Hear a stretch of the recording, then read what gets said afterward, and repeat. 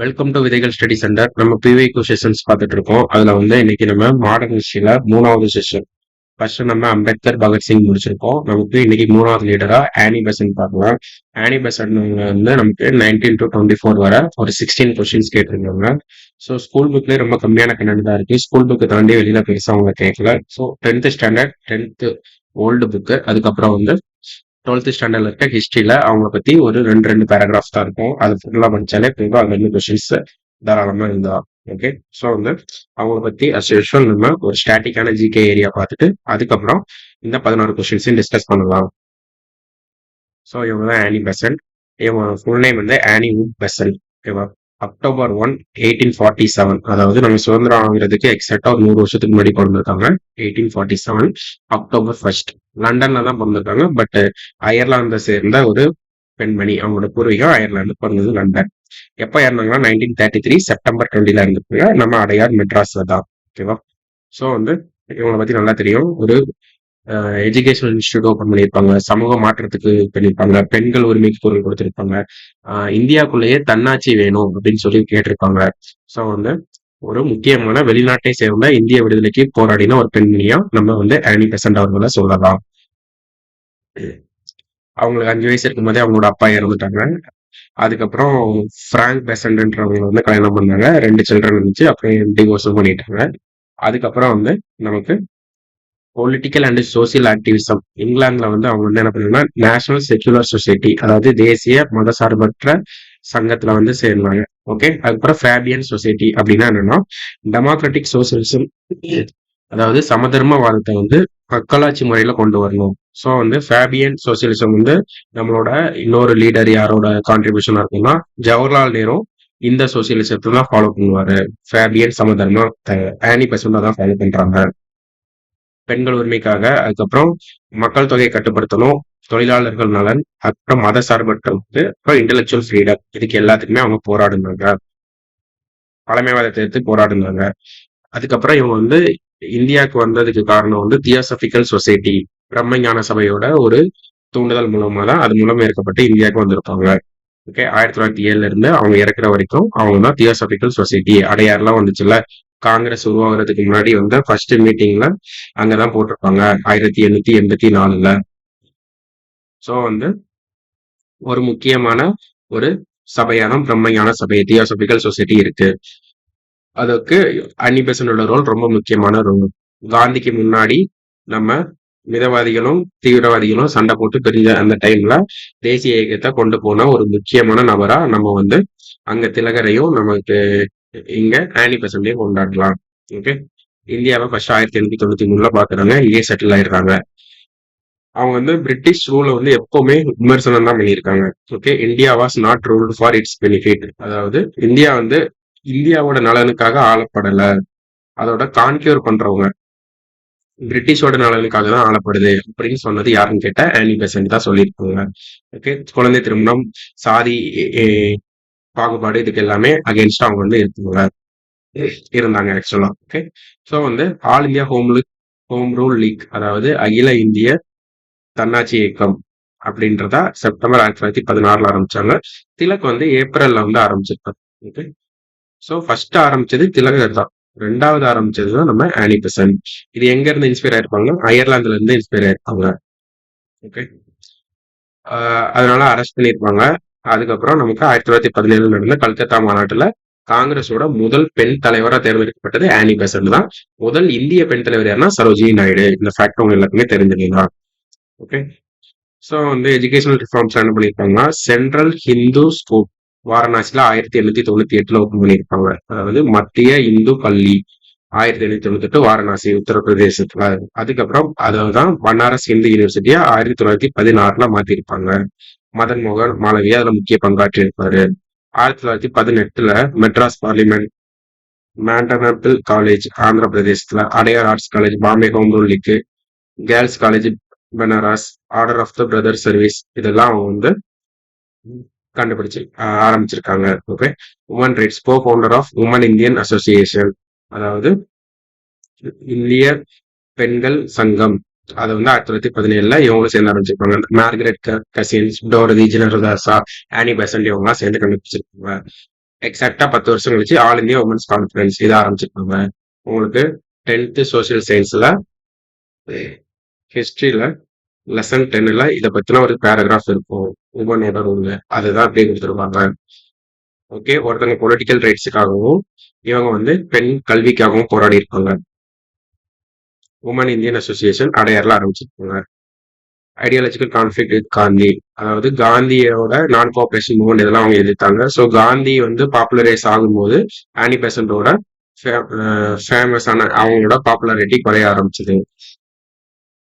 So வந்து கடைசியா அவங்க வந்து அடையாறுல அவங்களோட 85வது வயசுல 1933ல இறந்தாங்க. இது வந்து காமனான அவங்களை பத்தின ஒரு ஓவரி. ஸ்கூல் புக்ல அவங்களை பத்தி கொடுத்துருக்குது, முக்கியமா 12th ஸ்டாண்டர்ட்ல என்ன கொடுத்துருக்காங்கன்றத ஒரு நோட்ஸா கொண்டு வந்திருக்கு. ஓகே, ஆனி பெசன்ட் வந்து ஐடிஸ்ல தான் பிறந்தாங்க பார்த்தோம். Home rule league, Fabian socialist, birth control movements in Britain, இது எல்லாமே அவங்க வந்து சப்போர்ட் பண்ணுது. 1893ல வந்து தியோசாபிக்கல் சொசைட்டி பார்த்த ஃபேக்ட் தான். ஓகே, சென்ட்ரல் ஹிந்து காலேஜ் 1898ல ஆரம்பிச்சிருப்பாங்க. நமக்கு 1916ல பண்டிட் மதன் மோகன் மாளவியா அவங்களால பனாரஸ் ஹிந்து யூனிவர்சிட்டியா மாத்திருப்பாங்க. ஓகே, 1907ல தான் international president of the theosophical சொசைட்டியா மாத்திருப்பாங்க. ஹெச்எஸ் ஆல்காட் வந்து இறந்ததுக்கு அப்புறம் ஹெட் குவார்டர்ஸ் வந்து அடையார் சென்னையில தான் இருக்கு. இவங்களுக்கு வந்து நிறைய பேர் சப்போர்ட் பண்ணியிருப்பாங்க. BP Wadia, CP Ramaswamy, Indulal Yagnik, Shankarlal Banker, George Arundale, Jamnadas, Dwarkadas. So இவங்க எல்லாருமே ஆனி பெசன்ட்டுக்கு சப்போர்ட் பண்ணியிருப்பாங்க. நமக்கு மதுரையில வந்து ஆனி பெசன்ட்டுக்கு சப்போர்ட்டா ஜார்ஜ் ஜோசப் இருந்திருப்பாங்க.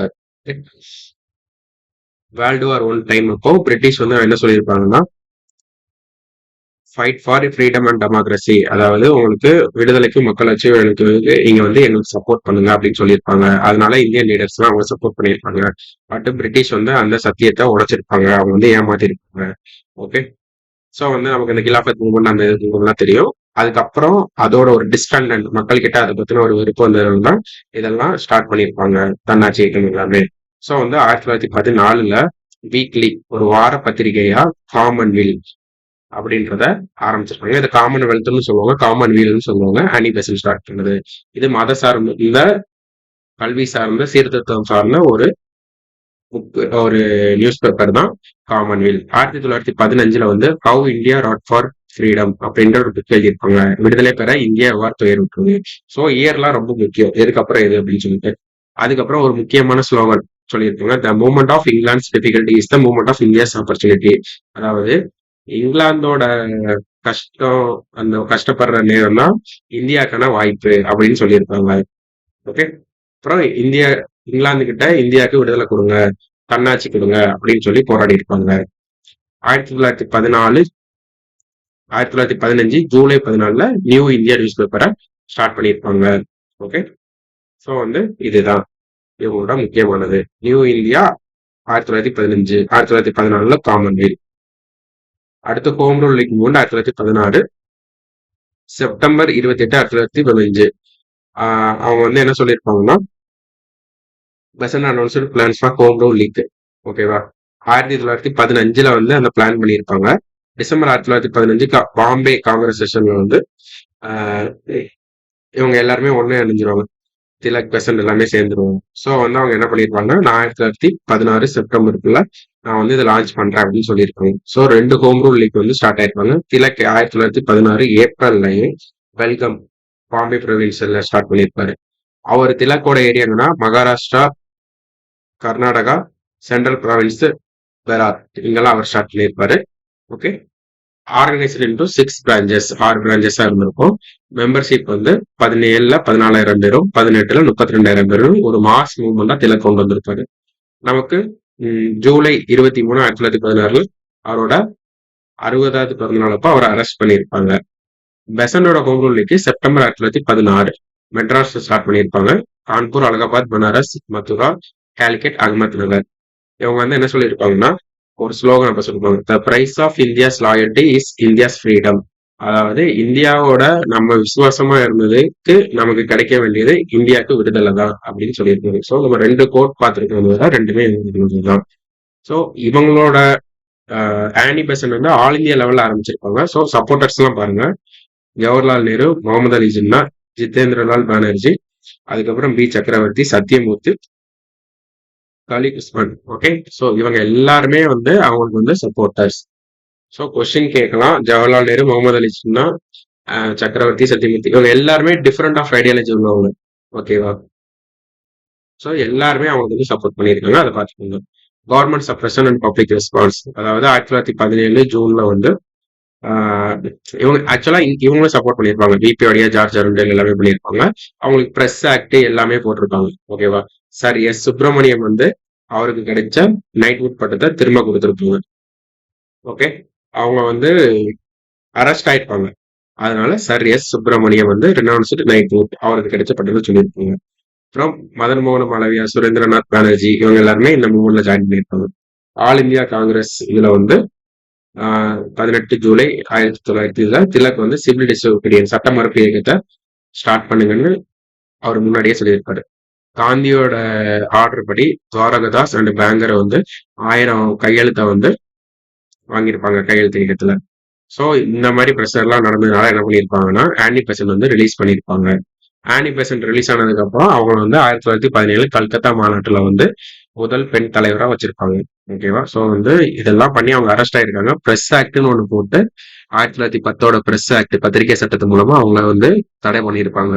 அது போக ஒரு ஃபேமஸான கோட் வந்து நமக்கு நல்லாவே தெரியும். அதிநவீன ரயில் வண்டியில அடிமையா போறதை விட மாட்டு வண்டியில சுதந்திரமா போறதுதான் பெட்டர், பெட்டர் புல்லாக்னு சொல்லிட்டு கோட் சொல்லியிருப்பாங்க. எல்லாமே நமக்கு எஸ்சிஆர்டில இருக்கு. எஸ்சிஆர்டி தாண்டி எதுவுமே கேட்கல.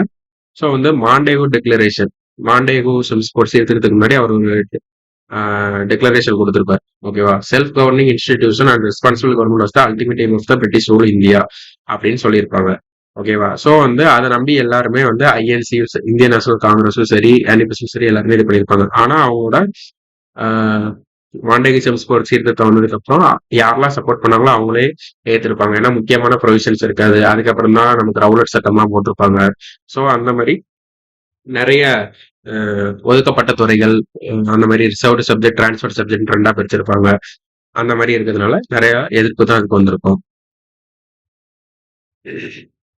ஸோ வந்து ஹோம் ரூல் லீக் வந்து ஆனி பெசன்ட் அக்செப்டட் மாண்டகி செம்ஸ்போர்ட் ரிஃபார்ம்ஸ் இருந்தாலுமே அவங்க வந்து அதை கிரிட்டிசைஸும் பண்ணியிருப்பாங்க. ஓகேவா? அதுக்கப்புறம் வந்து திலக்கும் வந்து பிரிட்டானுக்கு போயிடுவாரு. லிபல் கேஸ்ட் அகைன்ஸ்ட் வந்து வேலண்டைன் சிரால், இந்தியன் அண்ட்ரஸ்ட், இது வந்து பிவிக்கும். ஓகேவா?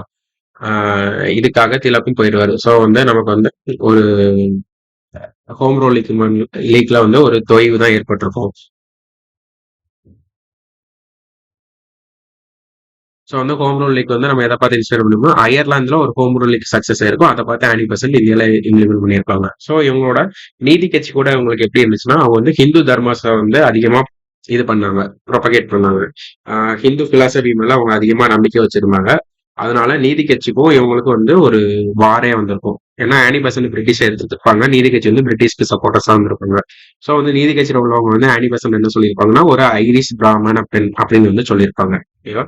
ஸோ வந்து மாண்டேக் டிக்ளரேஷன் 1917 வந்து இவங்க சொல்லியிருப்பாங்கன்னா, unworthy of England to offer and India to accept, அதாவது வந்து ஒரு அன்வர்த்தியான ஒரு ஆஃபரை நீங்க தரீங்க, அதை இந்தியா அக்செப்ட் பண்ணணும்னு எதிர்பார்க்குறீங்கன்ற மாதிரி சொல்லியிருப்பாங்க. So 1917 Women India Association start பண்ணியிருப்பாங்க. இது வந்து நம்ம ஸ்கூல் புக்ல இருக்க கண்டென்ட் தான். ஓகேவா? அதுக்கப்புறம் தியோசபிக்கல் சொசைட்டி 1875 நியூயார்க்ல ஆரம்பிச்சாங்க. 1882 அடையாறு சென்னைக்கு மாத்துவாங்க. மேடகச்வி, பிளாவர்சி, கலர்னல் ஹெச்எஸ் ஆல்காட்டை இவங்க தான் அதெல்லாம் பண்ணியிருப்பாங்க. இவங்க இறந்ததுக்கு அப்புறம் தான் அவங்க அதோட பிரசிடென்டா வந்திருப்பாங்க. ஸோ வந்து இதுதான் முக்கியமான கான்செப்ட். தியோசபினா என்ன மூவ்மெண்ட், என்ன அர்த்தம்னு பார்த்துக்கணும்.